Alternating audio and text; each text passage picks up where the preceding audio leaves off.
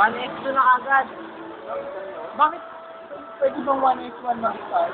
O sige, Hindi na talaga yun mo ba? eh di parang mag-ano ka, magkukulang-kulang ka.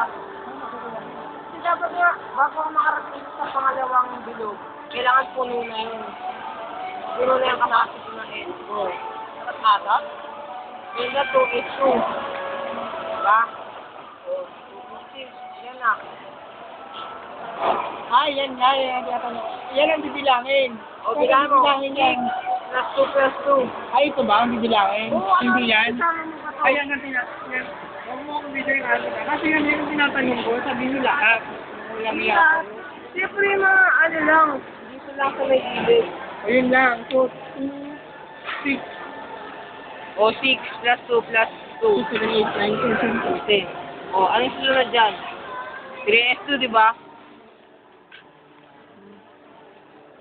Diba, arrow. Mag-arrow ka kasi. Kulang ko ng 3 to 3 pieces na. Oo. So 3 day, 10. Huwag ka mag-3 kasi